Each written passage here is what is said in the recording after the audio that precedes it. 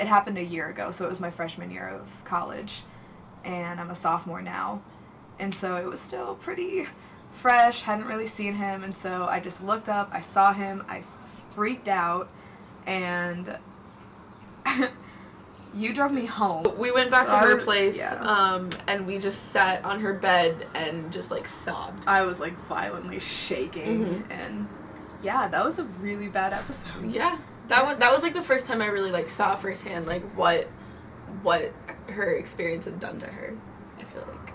So, the night that I was talking about with Naomi when we ran into the guy who had raped me, it was really difficult, and I broke down, and I was not functioning, I was shaking, I was screaming, I was crying, and my roommate had never seen me like that, never even knew anything about the situation, knew I had depression, but never really saw the extent of it or anything.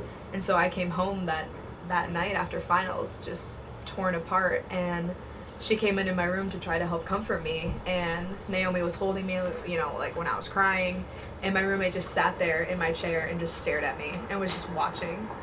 And we looked at her, and I was like, just kind of wondering what was going on. She's like, I've just never really seen anything like this. And that's the thing, like, no one sees it because it's not supposed to happen. And when it does happen, it's just like, oh, you're crazy, you know? It just gets such a bad rep when you feel things. And yeah, I mean, that was kind of awful for me to look at my roommate, and I felt like I was in a zoo exhibit, and she was just watching us. Yeah, it was, I never want to feel like that again. I never felt so excluded from like just another human being in my entire life. So I was diagnosed with PTSD, and it was hard just walking around campus because every person I saw I thought was him, and it got to the point where I couldn't leave my apartment because I thought he was going to be there. I skipped work a few days because it stressed me out so much. I thought he was going to come into the store, and I could not function.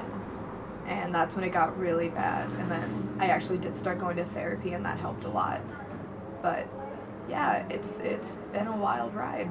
I mean, I feel like with depression there's like waves and whatnot, and there are definitely certain points throughout this, like these couple semesters that we've known each other, there have been some really low points, and there's no like explanation for it, there's no like trigger in that sense, I guess. It just kind of happens.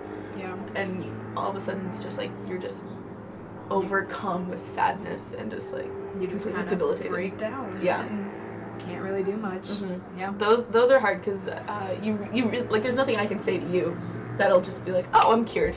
Yeah. Like everything's fine. Yeah. So it's kind of just like having to like roll you out the door and get you to class. Same for you. Yeah. I mean, you know. Yeah.